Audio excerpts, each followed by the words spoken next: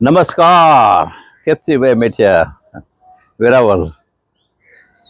હજી પાછું બીજું સર્વે કર્યું અમે કે 40 વર્ષ પછી, જેના 40 વર્ષ થઈ જાય એને પછી રાતના ભોજન બંધ કરી દેવું પડે. ખરેખર તો આ શાસ્ત્રોનો નિયમ છે. લાંબી જિંદગી જીવવી હોય તો છતાં પણ 40 વર્ષ પછી ખાવું હોય, ભૂખ લાગે બધાને, એવું કંઈ સવાલ નથી. સાવ બંધ નથી કરી દેવાનું એટલું તાત્કાલિક, પણ ખાવું હોય રાતના તો 7 વાગ્યા પહેલા જમી લે તો બહુ સારું. 7 વાગ્યા પહેલા, સાંજના 7 વાગ્યા પહેલા.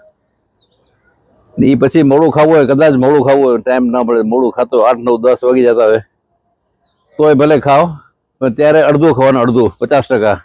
50% પેટ ખાલી રાખવાનું. આ બધી ટેકનિક છે, જિંદગી જીવવાની ટેકનિકો છે બધી. એટલું પેટ સાફ રહેશે, એટલું શાંતિ રહેશે મગજમાં કે કોઈ દી બીમાર નહીં પડીએ. બીમાર કોઈ દી નહીં પડે આપણે. આ જે નહીં થાય આ પોઝિશન, રાતના ભરી ભરીને ખાશું આપણે. એમાં રાતના લોકો અમુક તો દહીં દૂધ ને છાશ રાતના આખી કદી પીવાય નહીં. એ બધી ભરી ભરીને દહીં દૂધ ને છાશનો ઉપયોગ કરે છે જમવામાં બધા.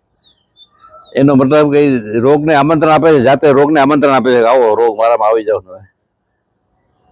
આ ટેકનિક, આ સિચ્યુએશન છે આજના પબ્લિકને, સમાજની. આ કરુણતા છે.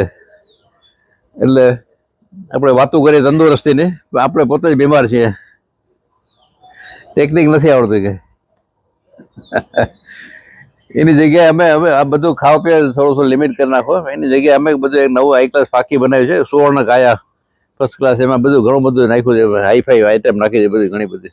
શિલાજીત, સફેદ મુસળી, અશ્વગંધા ને બધું હાઈ ક્લાસ એવું ફાકી સ્વાદિષ્ટ બનાવી છે. રાતના ખાવા સુવાના એક જ ચમચી ખાઈને સુઈ જાઓ તમે, એટલે પેટ સાફ, બીજેથી શાંતિ, નિંદર પૂરેપૂરી આવી જાય, કબજિયાત ન થાય. કોઈ વાયુ હોય તો વાયુ ભરી જાય, ગમે ખાધું હોય રાતના વાયુ જોડે, એ વાયુને મારી નાખે. એટલે સવારે ફ્રેશ ટુ ફ્રેશ એ ઉપયોગ કરવા જેવું છે, કરજો કોઈ દી. પણ આ એ ન કરવું હોય તો એ રાતના જમવામાં કંટ્રોલ કરશો, કંટ્રોલ તો એ મોટા મોટી દવા. રાતના જમવાનું નહીં, જમવું હોય તો 50% ખાવાનું, મોટા મોટી દવા. કોઈ પછી બહાર બીમાર પડવાનું કંઈ કારણ જ નથી પછી કોઈ. Choice is yours. Thank you.